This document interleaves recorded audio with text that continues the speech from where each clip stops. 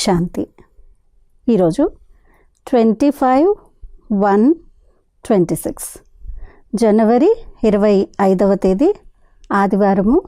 బాబా యొక్క విశేషమైనటువంటి అవ్యక్తవాణిని వినేటువంటి ఈరోజు బాబా యొక్క అవ్యక్తవాణిని విందాము. ఈ అవ్యక్తవాణి యొక్క రివైజ్ డేట్ 2/4/2008 ఏప్రిల్ 2వ తేదీ 2008వ సంవత్సరం యొక్క ఈ మురళిని ఈరోజు మళ్ళీ మనం విందాము. ఈ అవ్యక్తవాణి యొక్క శీర్షిక ఈ సంవత్సరం 4 సబ్జెక్టులలో అనుభవం యొక్క అథారిటీలుగా కండి. లక్ష్యము మరియు లక్షణాన్ని సమానంగా తయారు చేసుకోండి. ఈ సంవత్సరము 4 సబ్జెక్టులలోనూ అనుభవం యొక్క అథారిటీలుగా కండి. లక్ష్యము మరియు లక్షణాలను సమానంగా తయారు చేసుకోండి. ఈరోజు బాప్దాదా తమ నలువైపులా సంతుష్టంగా ఉండే సంతుష్టమణులను చూస్తున్నారు. ప్రతి ఒక్కరి ముఖంపై సంతుష్టత యొక్క మెరుపు కనిపిస్తుంది. సంతుష్టమణులు స్వయానికి కూడా ప్రియంగా ఉంటారు, బాబాకు కూడా ప్రియులు మరియు పరివారానికి కూడా ప్రియులు. సంతుష్టమణులు స్వయానికి ప్రియము, బాబాకు ప్రియము మరియు పరివారానికి కూడా ప్రియము. ఎందుకంటే సంతుష్టత గొప్ప శక్తి. సర్వ ప్రాప్తులు ప్రాప్తించినప్పుడే సంతుష్టత ధారణ అవుతుంది. ఒకవేళ ప్రాప్తులు తక్కువగా ఉన్నట్లయితే సంతుష్టత కూడా తక్కువగా ఉంటుంది. సంతుష్టత ఇతర శక్తులను కూడా ఆహ్వానిస్తుంది. సంతుష్టత నిండిన వాతావరణం యథాశక్తి ఇతరులకు కూడా సంతుష్టత యొక్క వైబ్రేషన్లను ఇస్తుంది. సంతుష్టత యొక్క విశేషతలు బాబా చెప్తున్నారు. వింటూ వింటూ మనము ఎంత సంతుష్టంగా ఉన్నామో, ఈ విషయాలన్నీ ఎన్ని ధారణ అయ్యాయి, ఎంత పర్సెంటేజ్ అయిందని చూస్తూ వెళ్దాము. ఏమేం చెప్పారు? సంతుష్టమణులు స్వయానికి ప్రియంగా, బాబాకి మరియు పరివారానికి ప్రియులు. ఇదొక గొప్ప శక్తి. సర్వ ప్రాప్తులు ప్రాప్తించినప్పుడే సంతుష్టత ధారణ అవుతుంది. ఒకవేళ ప్రాప్తులు తక్కువగా ఉన్నట్లయితే సంతుష్టత కూడా తక్కువగా ఉంటుంది. సంతుష్టత ఇతర శక్తులను కూడా ఆహ్వానిస్తుంది. సంతుష్టత నిండిన వాతావరణము యథాశక్తి ఇతరులకు కూడా సంతుష్టత యొక్క వైబ్రేషన్లను ఇస్తుంది.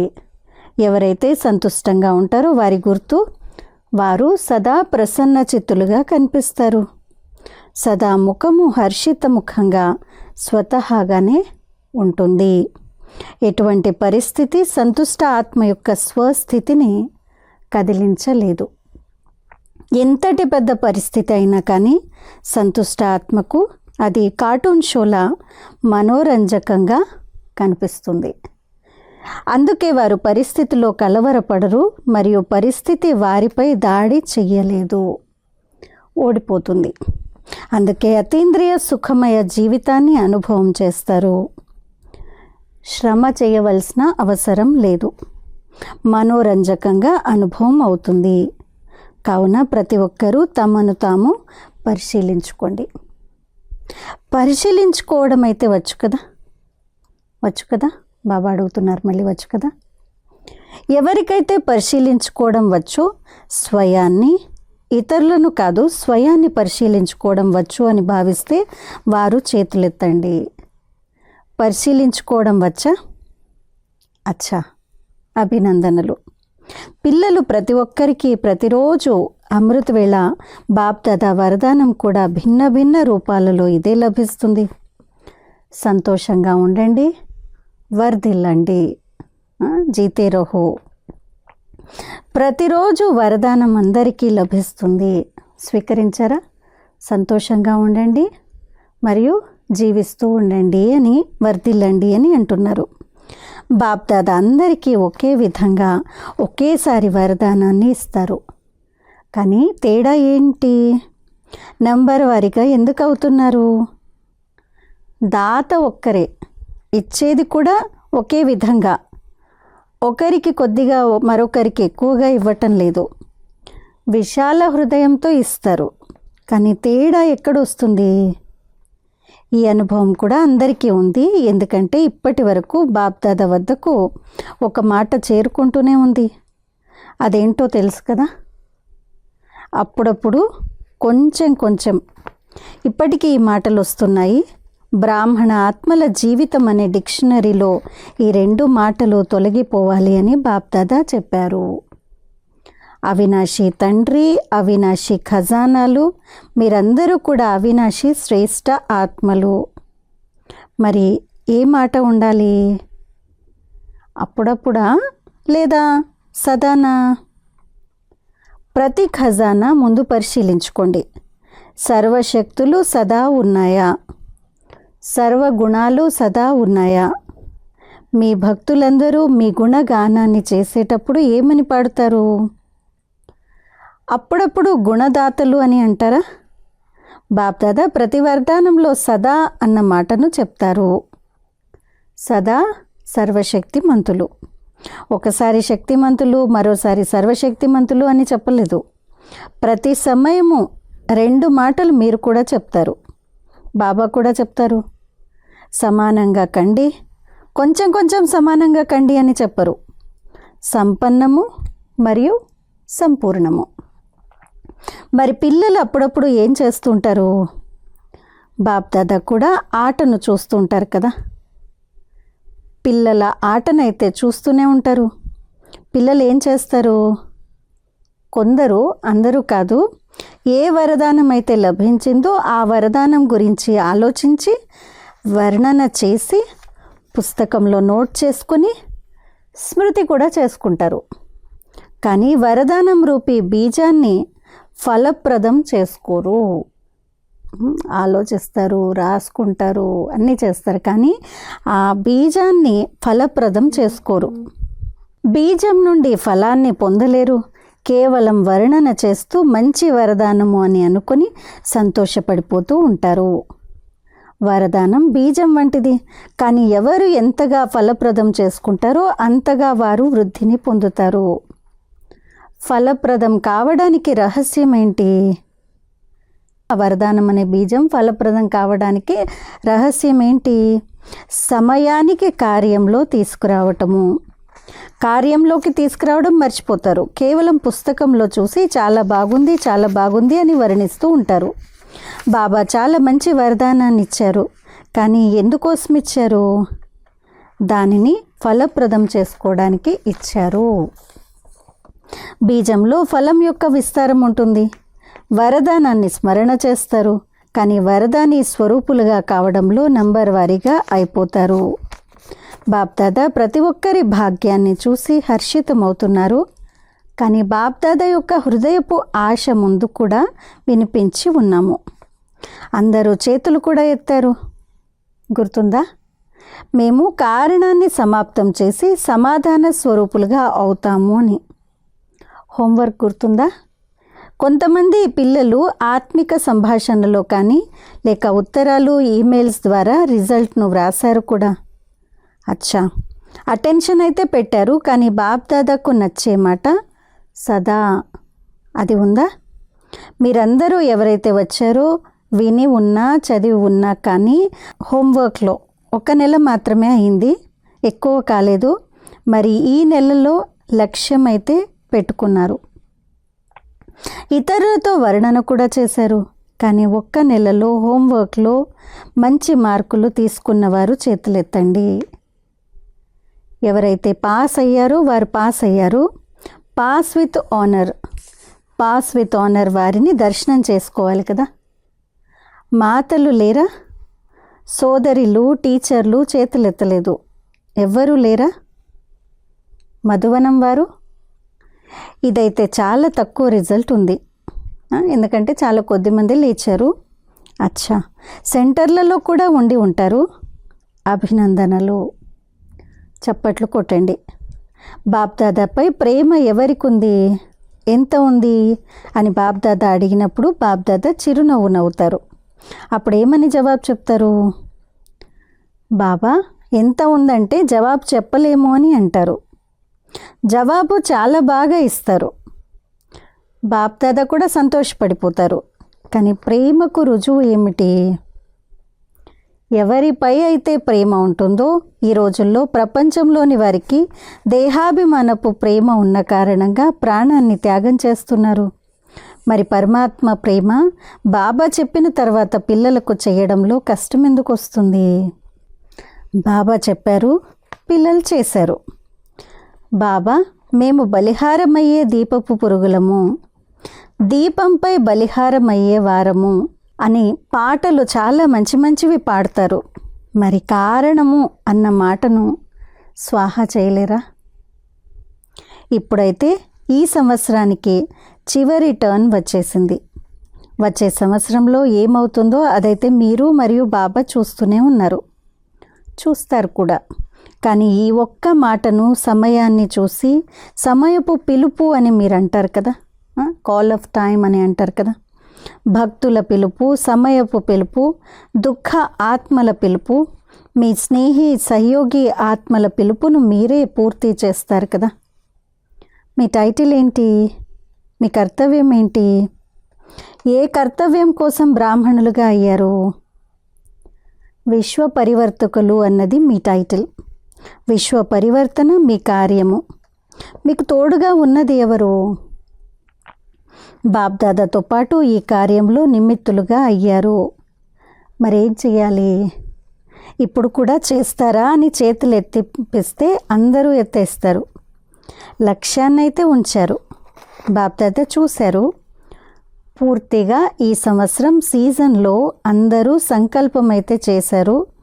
కానీ సఫలతకు తాళం చెవి దృఢత. చెయ్యాల్సిందే. ఇందుకు బదులు అప్పుడప్పుడు చేస్తున్నాము, నడుస్తున్నాము, చెయ్యాల్సిందిలే అన్న ఇటువంటి సంకల్పం దృఢత్వాన్ని సాధారణంగా చేసేస్తుంది. దృఢత్వంలో కారణం అన్న మాటే రాదు, నివారణ వచ్చేస్తుంది. కారణాలు వస్తాయి కూడా, కానీ చెకింగ్ ఉన్న కారణంగా కారణం నివారణలోకి పరివర్తన అయిపోతుంది. బాబ్దాదా రిజల్ట్ను పరిశీలించినప్పుడు ఏం చూశారు? జ్ఞాని, యోగి, ధారణ స్వరూపము, సేవాధారి. 4 సబ్జెక్టులలో ప్రతి ఒక్కరూ యథాశక్తి జ్ఞాని కూడా, యోగి కూడా, ధారణ కూడా చేస్తున్నారు, సేవ కూడా చేస్తున్నారు. కానీ 4 సబ్జెక్టులలో అనుభవీ స్వరూపము, అనుభవం యొక్క అథారిటీ, ఇందులో లోటు కనిపిస్తుంది. అనుభవీ స్వరూపము, జ్ఞాన స్వరూపంలో కూడా అనుభవీ స్వరూపం ఉండాలి. అనగా జ్ఞానాన్ని నాలెడ్జ్ అని అనడం జరుగుతుంది. కావున అనుభవీ మూర్త ఆత్మలో నాలెడ్జ్ అనగా ఏం చెయ్యాలి, ఏం చేయకూడదు అన్న జ్ఞానం ఉంటుంది. నాలెడ్జ్ యొక్క లైట్ మరియు మైట్. కావున అనుభవీ స్వరూపులు అనగా జ్ఞాని ఆత్మ చేసే ప్రతి కర్మలో లైట్ మరియు మైట్ న్యాచురల్గా ఉండాలి. జ్ఞాని అనగా జ్ఞానాన్ని, నాలెడ్జ్ని తెలుసుకోవటము, వర్ణన చేయటము. దీంతో పాటు ప్రతి కర్మలో లైట్ మైట్గా ఉండాలి. అనుభవీ స్వరూపుల ప్రతి కర్మ న్యాచురల్గా, శ్రేష్టంగా సఫలమవుతాయి. శ్రమ చేయవలసిన అవసరం లేదు, ఎందుకంటే జ్ఞానం యొక్క అనుభవీ మూర్తులు కనుక. అనుభవం యొక్క అథారిటీ అన్ని అథారిటీలలో శ్రేష్టమైంది. జ్ఞానాన్ని తెలుసుకోవడంలోనూ మరియు జ్ఞానం యొక్క అనుభవీ స్వరూపులై అథారిటీతో ప్రతి కర్మను చేయడంలోనూ తేడా ఉంది. మరి అనుభవీ స్వరూపులేనా? పరిశీలించుకోండి. 4 సబ్జెక్టులలో నేను ఆత్మను, కానీ అనుభవీ స్వరూపులై ప్రతి కర్మను చేస్తున్నారా? అనుభవం యొక్క అథారిటీ అనే సీట్పై సెట్ అయినట్లయితే అథారిటీ ఎదురుగా శ్రేష్ట కర్మ, సఫలత స్వరూప కర్మ న్యాచురల్ నేచర్గా కనిపిస్తాయి. ఆలోచిస్తారు, కానీ అనుభవీ స్వరూపులుగా కావడం యోగయుక్తమైన, రహస్యయుక్తమైన నేచర్ కావాలి, న్యాచురల్ కావాలి. ధారణలో కూడా సర్వగుణాలు స్వతహాగానే ప్రతి కర్మలు కనిపించాలి. ఇటువంటి అనుభవీ స్వరూపంలో ఎప్పుడూ ఉండటము, అనుభవం అనే సీట్పై సెట్ కావటము. ఇప్పుడు ఈ ఆవశ్యకతపై అటెన్షన్ కావాలి. ఇది అవసరము. అనుభవం యొక్క అథారిటీ అనే సీట్ చాలా గొప్పది. అనుభవిని మాయ కూడా నాశనం చేయలేదు. ఎందుకంటే మాయ యొక్క అథారిటీ కన్నా అనుభవం యొక్క అథారిటీ 10 రెట్లు ఉన్నతమైంది.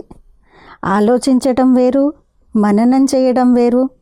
అనుభవి స్వరూపంగా అయి నడుచుకోవడం వేరు. ఇప్పుడు ఈ ఆవశ్యకత ఉంది. కేవలం ఆలోచించడం ఒకటి కాదు, మననం చేయటం ఒకటి కాదు, అనుభవి స్వరూపంగా అయ్యే అవసరము ఇప్పుడు ఉంది. మరి ఇప్పుడు ఈ సంవత్సరం ఏం చేస్తారు? ఒక్క సబ్జెక్టులో మెజారిటీ పాస్ కావడం బాప్దాదా చూశారు. ఏ సబ్జెక్టు? సేవా సబ్జెక్టు. నలువైపుల నుండి బాప్దాదా వద్దకు సేవా రికార్డులు చాలా మంచిగా వచ్చాయి. మరియు సేవా ఉల్లాస ఉత్సాహం ఈ సంవత్సరపు సేవా సమాచారాల ప్రకారం మంచిగా కనిపించింది. ప్రతి వర్గం వారు, ప్రతి జోన్ వారు భిన్న భిన్న రూపాలతో సేవలో సఫలతను ప్రాప్తి చేసుకున్నారు. ఇందుకు బాప్దాదా ప్రతి జోన్, ప్రతి వర్గానికి పదమ రెట్లు అభినందనలు ఇస్తున్నారు. అభినందనలు. ప్లాన్లు కూడా మంచిగా తయారు చేశారు. కానీ ఇప్పుడు సమయ ప్రమాణంగా అకస్మాత్తుగా జరిగే సీజన్ ఇది. ఈ సంవత్సరం ఎంతమంది బ్రాహ్మణులు అకస్మాత్తుగా వెళ్ళిపోయారో మీరు విని ఉంటారు, చూసి ఉంటారు. శరీరాన్ని వదలటం. కావున అకస్మాత్తు, అచానక్ అనే గంట కొట్టడం ఇప్పుడు మరింత తీవ్రం అవుతుంది. ఆ అనుసారంగా ఇప్పుడు ఈ సంవత్సరంలో 4 సబ్జెక్టులలోనూ అనుభవి స్వరూపునిగా ఎంత అయ్యాను అని పరిశీలించుకోండి. ఎందుకంటే 4 సబ్జెక్టులలో మంచి మార్కులు కావాలి. ఒకవేళ ఒక్క సబ్జెక్టులోనైనా పాస్ మార్కుల కన్నా తక్కువ వచ్చినట్లయితే పాస్ విత్ ఆనర్గా, మాలలో పూసగా, బాప్దాదా మెడలో హారంగా ఎలా అవుతారు? ఏ రూపంలోనైనా ఓటమి పొందేవారు బాబా మెడలో హారంగా కాలేరు. హార్ ఖానే వాలే గలే కా హార్ నహీ బన్ సక్తే. హార్ అని అంటే ఒకటి మాల, మెడలో హారము, ఇంకొకటి ఓడిపోవడం. సో ఏ విధంగా ఓడిపోయేవారు కూడా బాబా యొక్క మెడలో హారంగా కాలేరు. మరి ఇక్కడ చేతులు ఎత్తమని చెప్తే అందరూ ఏమని అంటారు? లక్ష్మీనారాయణలుగా అవుతాము అని అంటారు. సరే, లక్ష్మీనారాయణలు లేక లక్ష్మీనారాయణల పరివారంలోని వారిగా కావడం కూడా శ్రేష్ఠ పదవియే. కావున బాప్దాదా కేవలం ఒక్క మాట చెప్తున్నారు. ఇప్పుడు తీవ్ర గతితో ఎగిరే కళలో ఎగురుతూ ఉండండి మరియు మీ ఎగిరే కళ యొక్క వైబ్రేషన్ల ద్వారా వాతావరణంలో సహయోగ వాతావరణాన్ని వ్యాపింపచేయండి. ప్రకృతిని కూడా మేము పరివర్తన చేసి చూపిస్తాము అని మీరందరూ ఛాలెంజ్ చేశారు కదా, ప్రతిజ్ఞ చేశారు కదా. ప్రతిజ్ఞ చేశారు, తల ఊపండి, చేతులు కాదు. మరి మీ తోటి మనుష్యాత్మలను దుఃఖము మరియు అశాంతి నుండి పరివర్తన చేయలేరా? 1 మీరు ఛాలెంజ్ చేశారు. 2 మేమందరము ఇప్పుడు కూడా మీ కార్యంలో తోడుగా ఉన్నాము.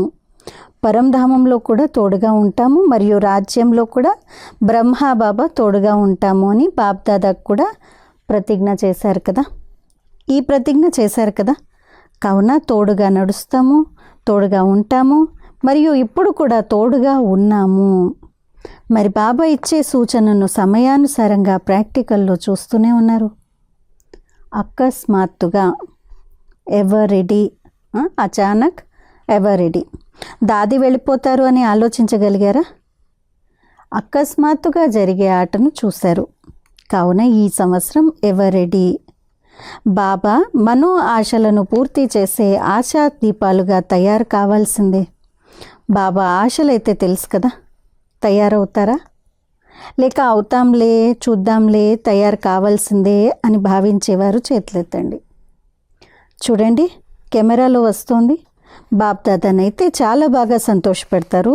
బాప్దాదా కూడా పిల్లలు లేకుండా ఒంటరిగా వెళ్ళలేరు. చూడండి, బ్రహ్మబాబా కూడా ముక్తి ద్వారాలను తెరవడానికి పిల్లలైన మీకోసం ఎదురు చూస్తూ ఉన్నారు. అడ్వాన్స్ పార్టీ కూడా ఎదురు చూస్తోంది. మీరు ఏర్పాట్లు చేసేవారు, మీరు ఎదురు చూసేవారు కాదు. ఏర్పాట్లు చేసేవారు. మరి ఈ సంవత్సరం లక్ష్యాన్ని పెట్టుకోండి, కానీ లక్ష్యాన్ని మరియు లక్షణాలను సమానంగా పెట్టుకోండి. లక్ష్యం చాలా ఉన్నతంగా మరియు లక్షణాల్లో బలహీనత ఉండకూడదు. లక్ష్యము మరియు లక్షణం సమానంగా ఉండాలి. మీ లక్ష్యము మరియు లక్షణం సమానంగా ఉన్నప్పుడే సమానంగా కావాలి అన్న మీ మనో ఆశ పూర్తవుతుంది. లక్ష్యాన్ని మరియు లక్షణాల్లో ఇప్పుడు కొంచెం కొంచెం తేడా ఉంటుంది. ప్లాన్ చాలా బాగా తయారు చేస్తారు. పరస్పరంలో ఆత్మిక సంభాషణ కూడా చాలా బాగా చేస్తారు.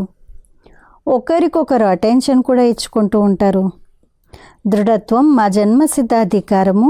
ఇప్పుడు ఈ సంకల్పాన్ని అనుభవ స్వరూపంలోకి తీసుకురండి. పరిశీలించుకోండి, ఏదైతే చెప్తున్నామో దాన్ని అనుభవం కూడా చేస్తున్నామా? మొదటి మాట నేను ఆత్మను. దీన్ని పరిశీలించుకోండి. ఈ ఆత్మస్వరూపం అనుభవాల అథారిటీ కలది. ఎందుకంటే అనుభవం యొక్క అథారిటీ నంబర్ 1. అచ్చా, ఎటువంటి పరిస్థితిలోనూ స్వస్థితిపై స్థితి అయ్యి ఉండగలరా? మనస్సు యొక్క ఏకాగ్రత మంచిది. బాబా డ్రిల్ చేయించారు మనస్సు యొక్క ఏకాగ్రత. 3 బిందువుల స్మృతి స్వరూపులుగా అవ్వగలరు కదా. ఫుల్ స్టాప్, అంతే. అచ్చా, ఇప్పుడు ఒక్క సెకండ్లో మీ శ్రేష్ఠ స్వమానమైన బాప్దాదా హృదయ సింహాసనాధికారిని ఈ ఆత్మిక నశలో స్థితులవ్వండి. సింహాసనాధికారి ఆత్మను ఈ అనుభవంలో లవలీనురైపోండి. అచ్చా, బాప్దాదా యాద్పరిస్తున్నారు. నలువైపులా ఉన్న అతి లవ్లీ, సదా తండ్రి ప్రేమలో లీనమయ్యేవారు, సదా స్వమానధారి స్వరాజ్యాధికారి విశేష ఆత్మలకు, నలువైపులా ఉల్లాస ఉత్సాహాలనే రెక్కలతో ఎగిరేవారికి, తమ మనస్సు యొక్క వైబ్రేషన్లతో వాతావరణాన్ని శాంతిగా శ్రేష్టంగా తయారు చేసేవారందరికీ, బాబా సందేశాన్నిచ్చి దుఃఖం నుండి విడిపించి ముక్తి వారసత్వాన్ని ఇప్పించేవారికి, సదా దృఢత్వం ద్వారా సఫలతను ప్రాప్తి చేసుకునేవారికి, నలువైపులా హృదయానికి సమీపంగా ఉండేవారికి మరియు సమ్ముఖంలోకి వచ్చే పిల్లలందరికీ హృదయపూర్వక ప్రేమ, హృదయపూర్వక దీవెనలు, ప్రియ స్మృతులు మరియు నమస్తే. అలా తయారు చేసేటువంటి మధురాతి మధురమైన మాత్పిత బాప్దాదాకు పిల్లలందరి ప్రియ స్మృతులు, నమస్తే మరియు గుడ్ మార్నింగ్. ఈరోజు బాబా యొక్క వరదానము దివ్య లేక శ్రేష్ఠ వివేక్వాన్ భవ. ధర్మము మరియు కర్మ రెండింటి సరైన బ్యాలెన్స్ను ఉంచే దివ్య లేక శ్రేష్ఠ వివేకవాన్ భవ. ధర్మము మరియు కర్మ రెండింటి సరైన బ్యాలెన్స్ను ఉంచే దివ్య లేక శ్రేష్ఠ వివేక్వాన్ భవ. కర్మ చేసే సమయంలో ధర్మము అనగా ధారణ కూడా సంపూర్ణంగా ఉండాలి. కావున ధర్మము మరియు కర్మ రెండింటి బ్యాలెన్స్ సరిగ్గా ఉండటం ద్వారా ప్రభావం పెరుగుతుంది. కర్మ సమాప్తమైపోయినప్పుడు ధారణ స్మృతిలోకి రావటం లేదు. బుద్ధిలో ఈ 2 విషయాల బ్యాలెన్స్ సరిగ్గా ఉండాలి. అప్పుడే శ్రేష్టమైన లేక దివ్యమైన వివేకవంతులు అని అంటారు. లేకపోతే సాధారణ బుద్ధి, కర్మలు కూడా సాధారణంగా, ధారణలు కూడా సాధారణంగానే ఉండిపోతాయి.